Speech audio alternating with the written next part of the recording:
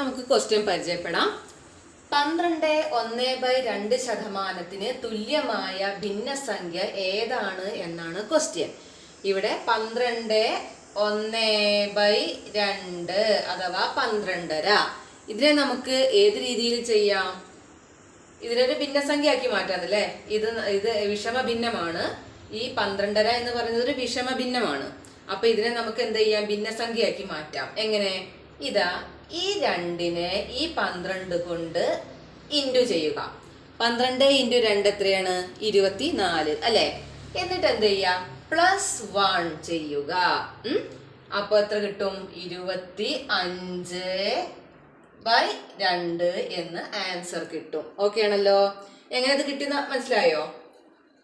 അതായത് എങ്ങനെയാണ് വിഷമ ഭിന്നത്തെ മിശ്ര ഭിന്നത്തെ നമ്മുടെ ഭിന്നസംഖ്യയാക്കി മാറ്റുന്ന രീതിയാണിത് കേട്ടോ.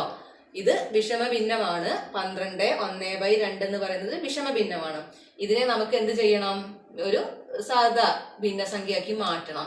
അതിന് നമ്മൾ എന്ത് ചെയ്യണം? ഇത് ഈ 2നെ ഈ 12 കൊണ്ട് ഇൻറ്റു ചെയ്യുക. ഇവിടെ ഇൻറ്റു ആണ് കേട്ടോ. അപ്പൊ നമുക്ക് 24 എന്ന് കിട്ടും. എന്നിട്ട് എന്ത് ചെയ്യും? മുകളിലുള്ള ഈ സംഖ്യയെ ആഡ് ചെയ്യുക. അപ്പൊ 25 എന്ന് കിട്ടും.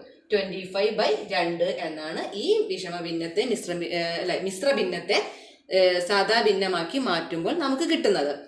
ഇനി നമ്മൾ എന്താ ചെയ്യേണ്ടത്? ബൈ 100 അല്ലേ ചെയ്യേണ്ടത്? ഒരു ഭിന്നസംഖ്യയെ നമ്മൾ ശതമാനമാക്കി മാറ്റുമ്പോൾ നമുക്ക് എന്താ ചെയ്യാൻ പറ്റുക? അതിനെ 100 കൊണ്ട് ഹരിക്കണം അല്ലെ? 100 കൊണ്ട് ഹരിക്കണം. 100 കൊണ്ട് ഹരിക്കണം. ഇവിടെ 25/2/100 എങ്ങനെ നമ്മൾ ചെയ്യുക? ഇവിടെ ചെയ്യാനും ഒരു എളുപ്പവഴിയുണ്ട്. അതായത് ഇതിപ്പോ നിങ്ങളിപ്പോ ചെയ്യുകയാണെങ്കിൽ ഇങ്ങനെ ചെയ്യണ്ടേ? 25/2/100 ഇങ്ങനെ ചെയ്യണ്ടേ? പകരം നമുക്ക് എന്ത് ചെയ്യാം? ഇതിന് പകരമായിട്ട് 25/2 ഇനി ഈ 100ന്റെ വിൽക്രമം കൊണ്ട് ഗുണിക്കുക. എന്താണ് പറഞ്ഞാല്? അതായത് ഈ 100 എന്ന് പറഞ്ഞാൽ 100/1 എന്നാണ് അർത്ഥം അല്ലെ? 100/1 ആണ് ഇത്. അപ്പൊ ഈ 100/1ന്റെ വിൽക്രമം എന്ന് വെച്ചാൽ എത്രയാണ്? നേരെ തിരിച്ചിടുക. 1/100 ആണ് അല്ലെ? ഈ 1/100നെ നമ്മൾ എന്ത് ചെയ്യണം? ഇത് ഇവിടെ ഗുണിക്കണം. 1/100. നമുക്ക് അങ്ങ് വെട്ടിച്ചേർത്താക്കാം. എങ്ങനെ? 25ല് 100 എത്ര പ്രാവശ്യം ഉണ്ട്? 4 പ്രാവശ്യം അല്ലേ? 4 പ്രാവശ്യം ഉണ്ട്. ഇനിയോ ഇവിടെയുള്ള ഈ 1 അവിടെ ഉണ്ട്. 1/4 2 8. മനസ്സിലായോ എങ്ങനെ ആൻസർ കിട്ടിയെന്ന്?